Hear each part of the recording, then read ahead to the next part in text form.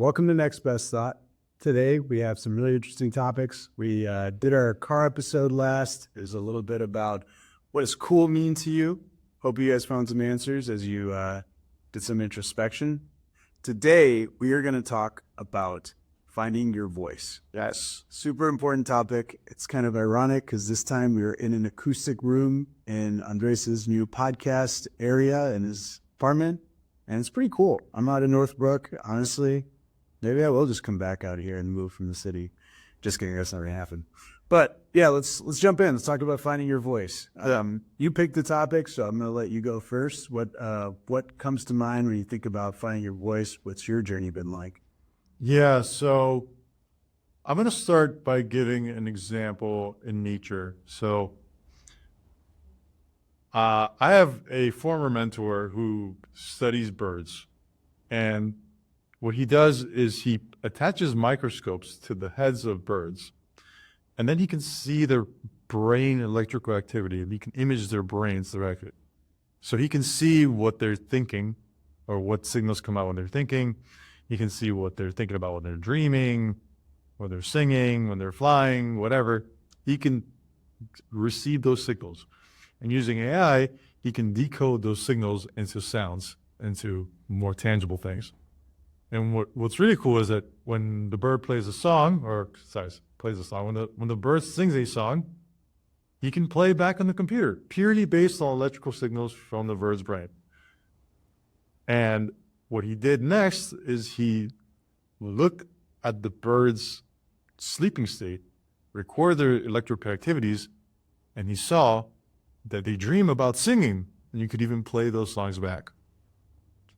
And how this relates to finding your own voice, which I think alone is really interesting, but how it relates is that birds, when they learn songs, the way they learn any song is by listening to their father. So the birds that sing are usually the males because they're trying to attract the female.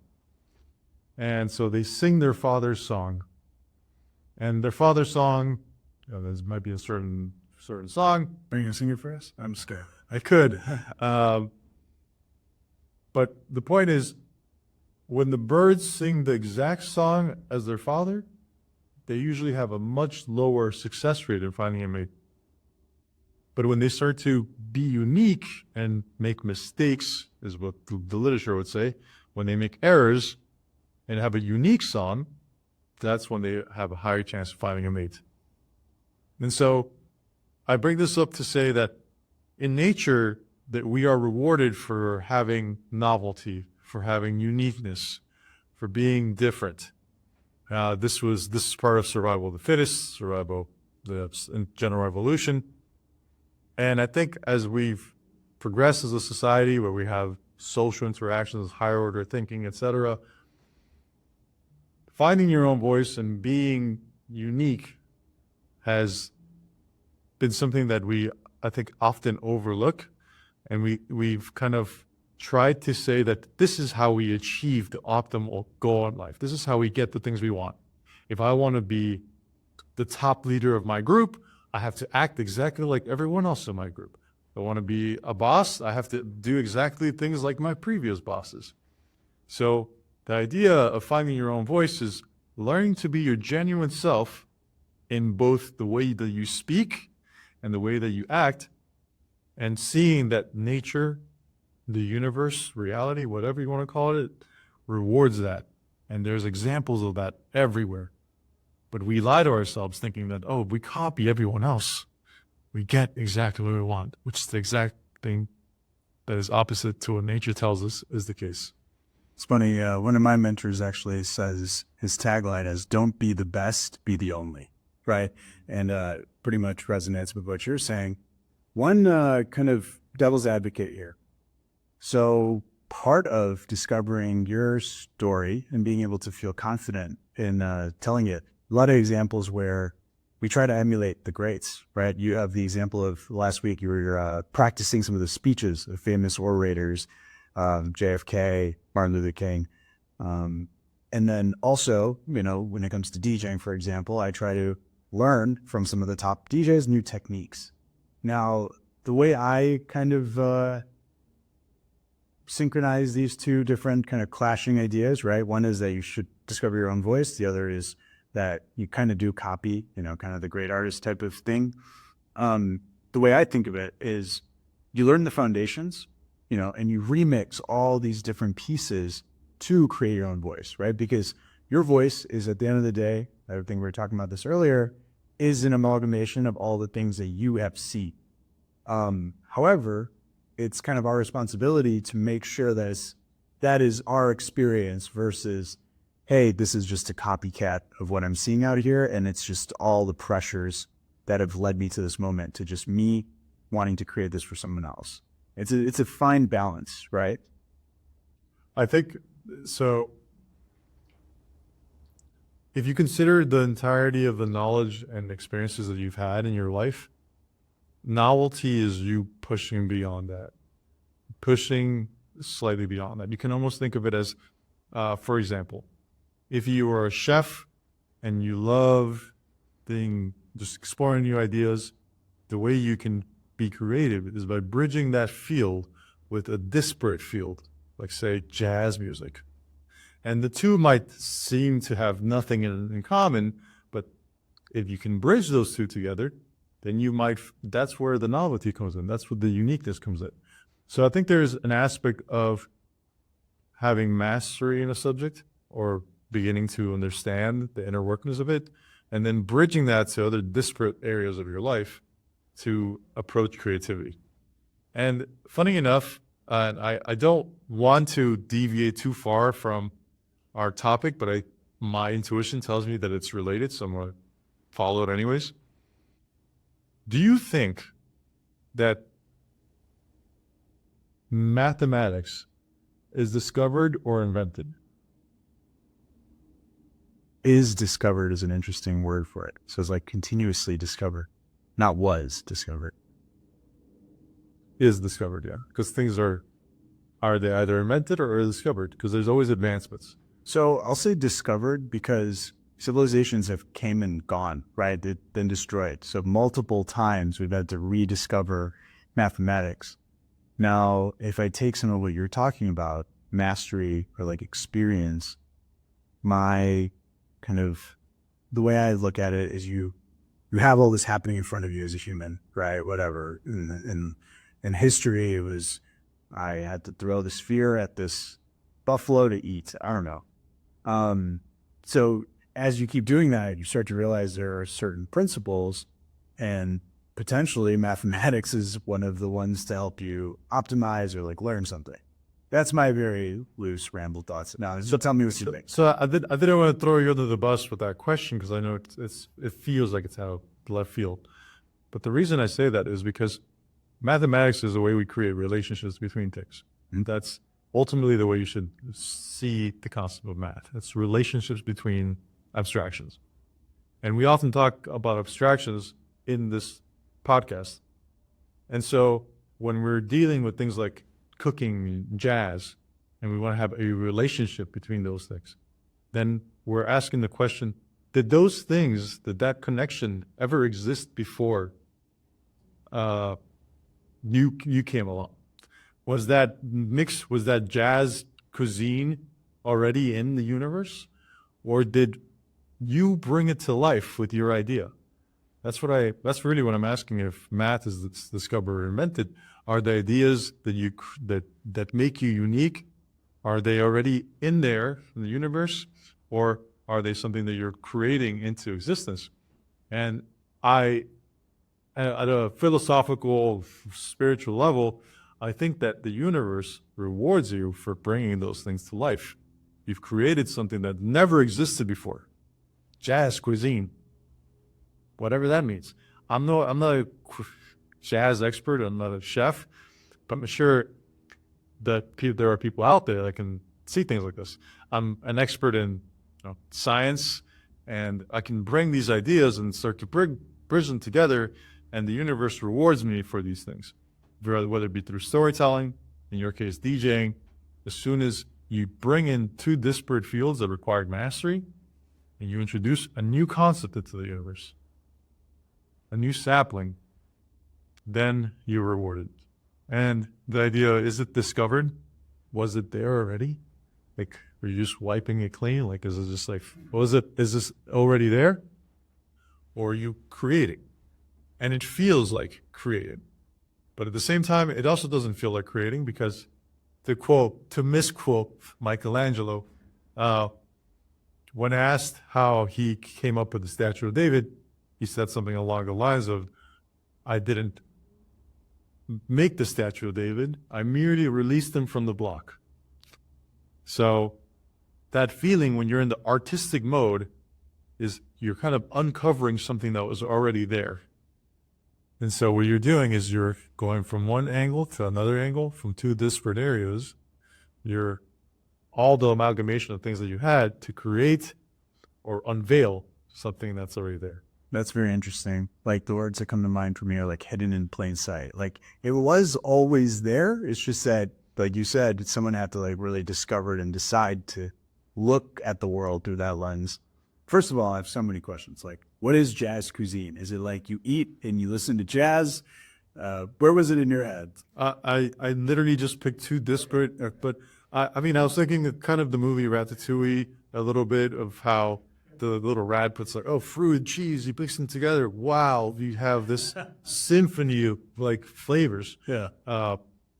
And when I listen to jazz is one of those things that where you think you know what's going to happen next, and then it plays something that like kind of messes with your brain, and you say, how can they make this work? This shouldn't be right. And the idea of there is no such thing as a wrong note, just you haven't played it confidently enough, or etc. So bridging two disparate fields, that's where art comes in. Yeah. And you can really convey complex emotions through this as well. That's a really good point. Yeah, it's novelty, you know, like you said, is rewarded because a lot of things are happening there. You're being courageous. You're putting yourself out there, right? These are two things that don't exist. You could be looked at as crazy, whatever. And I've definitely seen this in my own life. So two things on that. First, I'll share an example. I'm a DJ. I also like participate in the startup community. When I combine those and say I'm a startup DJ, there's a lot of people that have like shown interest, like on LinkedIn and other places. And that's all I had to do, right? I just took two things and just put them together.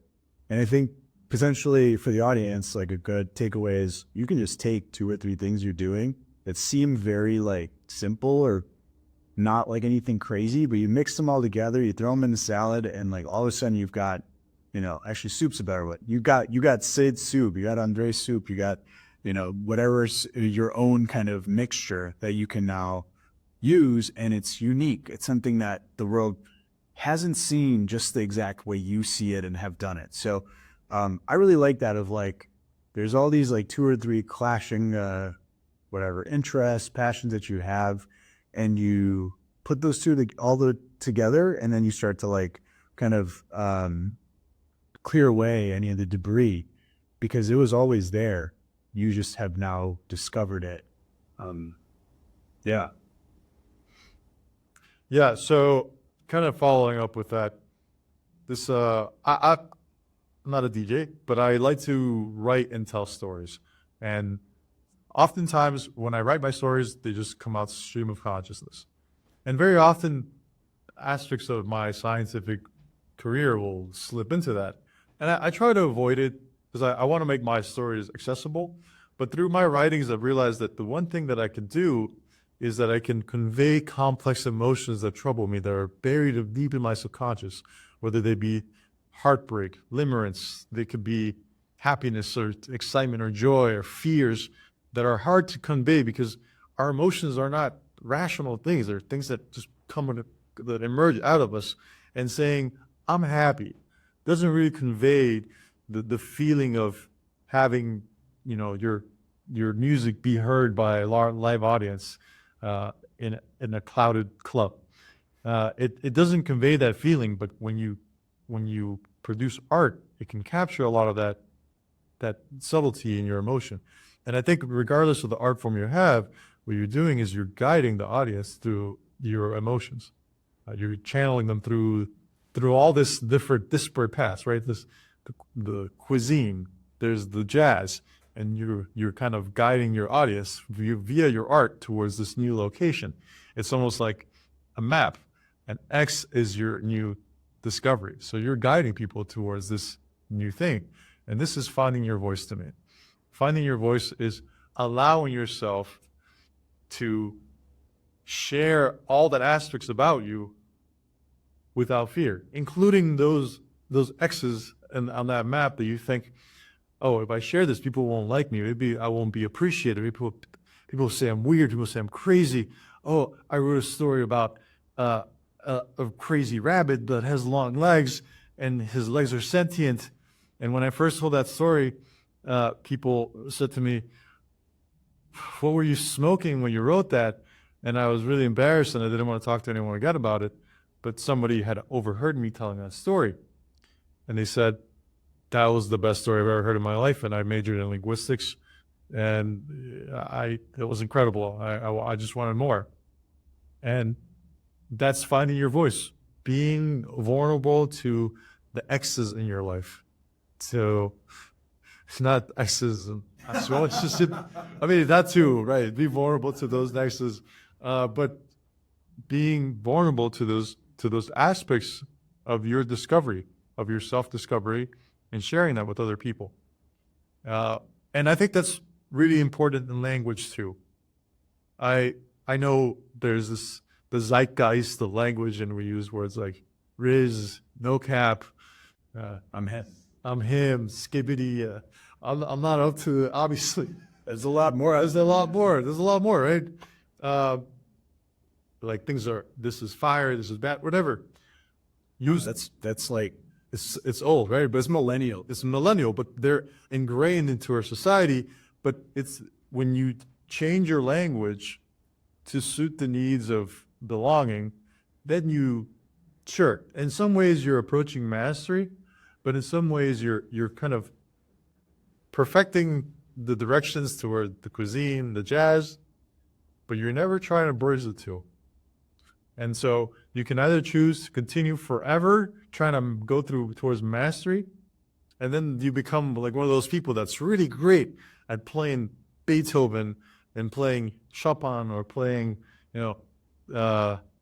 Rachmaninoff and playing all these crazy pieces, but never actually creates their own.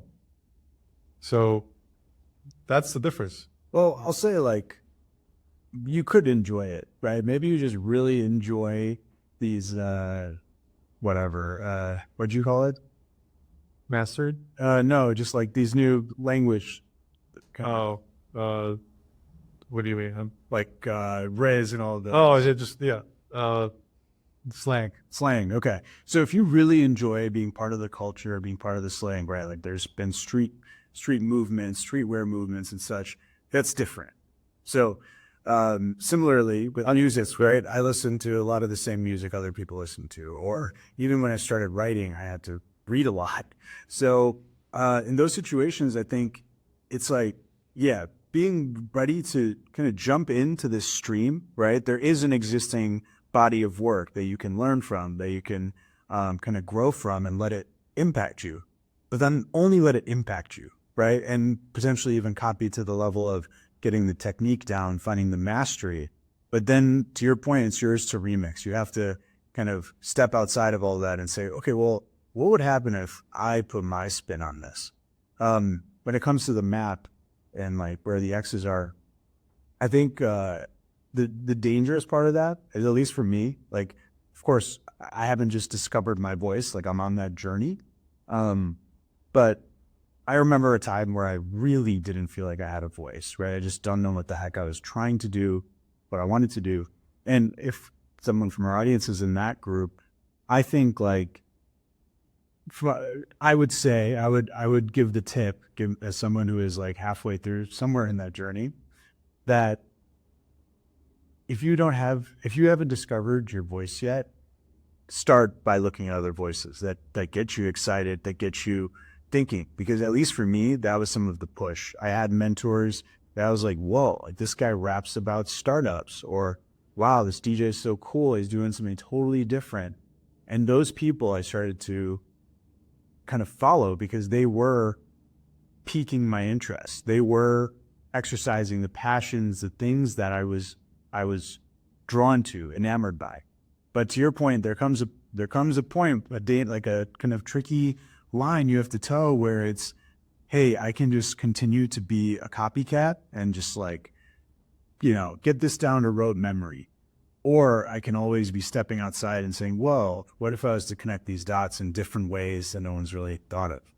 I think that's a really great point, and I definitely was a little harsh and unfair towards slang because slang can lead to creativity. You can develop a mastery of slang and linguistics associated with that, and bridge it to another subject and be creative. And I know there are times when I'm talking to my friends and a piece of slang will come out and we'll twist it in such a way where it becomes contextual and suddenly everyone's laughing. And that is a burst of creativity amongst everyone. I think the reason why I use the word slang is because I think it's a very clear moment of copycatting, like you said. We can either consume information and try to develop mastery in that way, just consume, but you have to express as well. You have to create, push out, and finding your own voice, finding your unique voice is partly, well, I'd say mostly expressing, pushing out. Here I am. I am in this world too. I'm not just here to consume for the rest of my life. I'm here to create content. I'm here to entertain the gods, whatever it may be. I'm here to create and bridge disparate topics. Even this, we're talking about, our whole conversation today is a bridging of different topics. Finding your unique voice, talking about DJing. DJing inherently is one of those things where you're bridging different fields and different musics, and you're saying, here's a unique piece of cuisine for you. They're like a musical feast. And sometimes when I listen to music, I like to imagine all the sensations that it gets to. But I don't even have to imagine it. It happens. I feel all these emotions going through me when I listen to that new piece, or I listen to that old piece from years ago that has come back with a new meaning. I think a recent one has been someone that you used to know. Somebody you used to know. Yeah, it's played in every club. It's played in every club now, but it kind of died for like 10 years, and now it's back because it's being remixed in such a way where it can elicit an emotional response. And every time I hear that song, I get a new emotional response. And the DJs know how to fine-tune that to slowly guide you toward the feeling that they want you to have. Yeah, Chris Lake single-handedly brought that song back to life. And I think to just fine-tune what you were talking about, create versus consume, it's like consume mindfully, consume intentionally. First of all, because we want you to keep listening to this podcast. But more importantly is, I think it's important once you put that lens on of this is the voice I'm trying to go for, here's the X. Now you're consuming things that are taking you towards that, right? Music, maybe it's to give yourself some relaxation. TV is a dangerous one. Maybe you're studying for whatever. You're studying Phil, something like that. Or any of these kind of areas, you can start to filter out the types of media you don't want in your life, right? And I think actually this is a huge connection, finding your voice and blocking out things you do not want to consume because they actually take you further from where you're headed, your destination on the map. They're detours that you want to avoid. And it reminds me of some of my story as well, where it's like, I'm reading the wrong thing, or I convince myself that I am consuming something that's going to help me. Oh, I love to write. I'm like writing to grow on Medium. And now I'm listening to a podcast about whatever, sales strategies. I work in B2B that is very hard to unpack. I work in business to business marketing, product marketing roles. And then there's like an overload of let me just tune into another podcast instead of creating. And that's a very slippery slope. So I think it's like tough to kind of navigate that piece.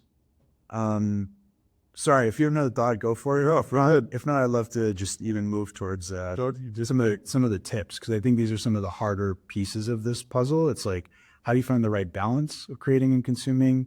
And then I would love to pick your brain on how does AI fit into this? And like now that everyone is using ChatGPT, it's like you can either use it to create or you can use it to consume and continuously search for even knowledge you might not even need, right?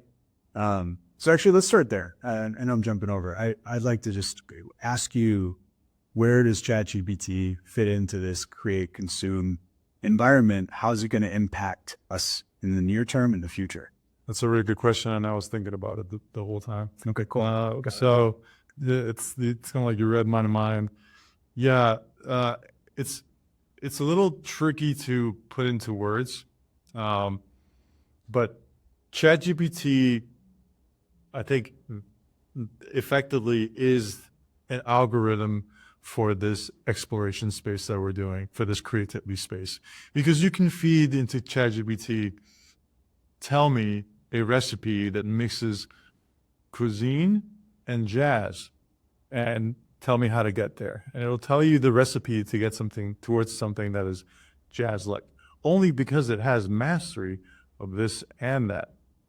But it'll give you something, but it doesn't really understand what's in between those two. It'll try to give you something in between those two because the software and the algorithm can't approach something like that.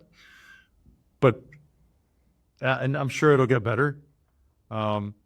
So we, I think, are naturally in tune with that. And this is going beyond AI. This is my thinking about the universe and kind of what we can tap into, which is the randomness of the universe. We can tap into the fact that things are chaotic. And that allows us to explore this middle space, this creative space, more effectively. That's my thinking, at least. Beyond that, yeah, so you can use ChatGPT for consumption or for creativity. And I think ChatGPT can help you, or AI can help you kind of find your path and can help you narrow down where to put that X or where to discover or invent that X. But I think currently it struggles getting to that X itself. Yeah, I think it's actually helpful in refining how we consume. So helps us do the research we want faster. It helps us study a body of work faster. But what it can't do is, like you said, kind of connect those dots yet. Now they have reasoning models, stuff like that. But as a prediction engine, it is literally based on information that already existed, right? So in that sense, it's really helping you connect the dots faster. So it's like, here are these two bodies of work. Here might be some similarities that others have explored in the past. Now it's up to you to actually do some of that homework on your own, right? That's not going to be done by AI. And there's this whole discussion of like people now, at least in the marketing community, saying, yeah, I'll ask ChatGPT to like write this or tell me like 10 different takes on this campaign idea. And then they'll pick, if they ask for the top 10, they'll find something that wasn't in there. They'll be like, oh, these are all done. These have all been done. So now I need to kind of zig while others zag and do something completely different. You know, just like a fun thought experiment. But yeah, I was curious what you thought on that front. I think it's the front that you can definitely use it as a tool, and you can definitely use it to help you find your voice. But I don't think you should use it as a way to just replace your voice. And I want to make sure we stick to this idea for now, because AI should be its own topic at one point. But finding your voice is allowing yourself to explore those disparate areas. And it's a muscle that you have to train, that you have to work towards. You have to think in two different areas. And it's just by thinking about those two back and forth, you will naturally just start to find relationships between those two. And your brain just is hardwired for it. They'll find those connections. So I invite all of you to just think about things that you're really good at, your mastery. Well, I'm really good at dancing. And I'm also really good at, I don't know, pan flute. Find a way, just think about them back and forth. And when you're playing your pan flute, think about dancing. When you're dancing, think about your pan flute. And suddenly, the connections will appear. Coding and cuisine, whatever it may be, DJing and entrepreneurship. As you're doing your entrepreneurship, you think about DJing. Or you're doing your DJing, you think about entrepreneurship. and naturally those ideas will begin to emerge. So I'd like to leave the audience with two questions really. The first question is, what two areas are you proficient in and that you haven't bridged together, and how can you begin to bridge them? As an exercise to practice finding your own voice. And the second question is, how can you further find your own voice? Think about it. Are you really allowing yourself to explore your own voice? Or are you purely going towards the direction of gaining knowledge? Going back to this AI point, AI is just a collection of knowledge and then trying to interpolate between those points of knowledge. But we can go beyond and define those places that are uniquely creative. So, most rhetorical. Have you found your own voice, and are you allowing yourself to be unique with your own voice? Well, something that I like to add for a question is, where do you fit on this create, consume kind of teeter-totter, right? Because I think it's really important to understand, okay, this is what I'm doing to create. That you could literally just put a list and divide it in half. This is what I'm doing to create. This is what I'm doing to consume. If you feel like the consume category is way disproportionate, it's time to find a way to change it.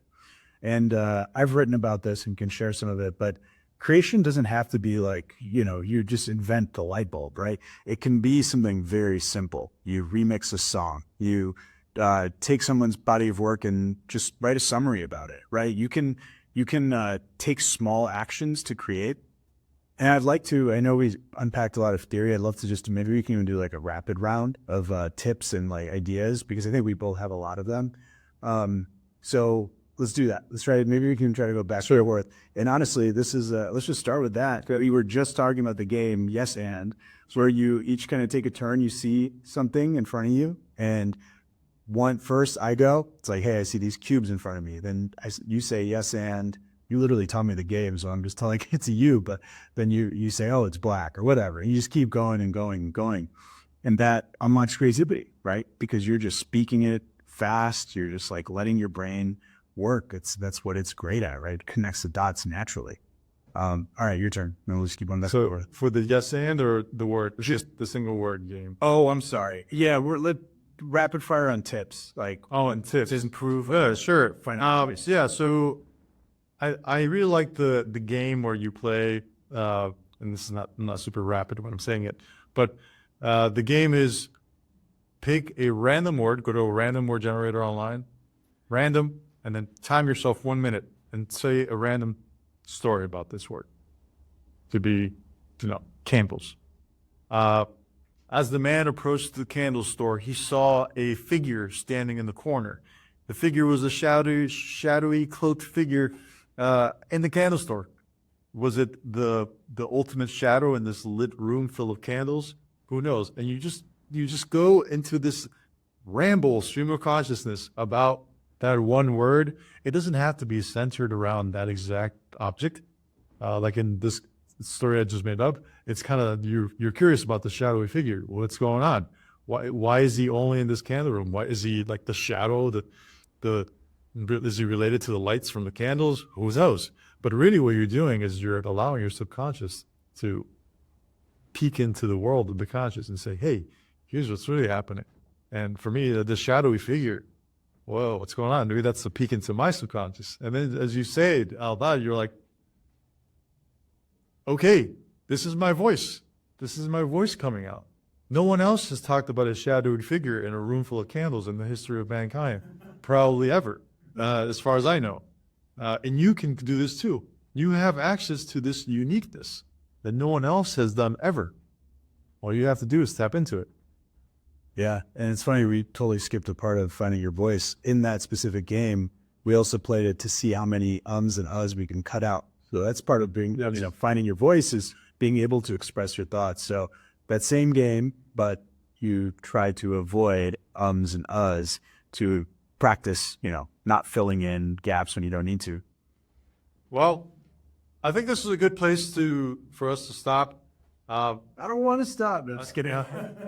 Well, I know we can keep going. We can keep going forever. But this is where the limit of finding the balance between consumption and creating is. So we're giving you the opportunity to go beyond consumption and go towards creation. I think that it's always favorable to try to shift towards the creation side, but in practice, you need some consumption to feed that creativity. Yeah, thanks for joining us. What's your next best thought?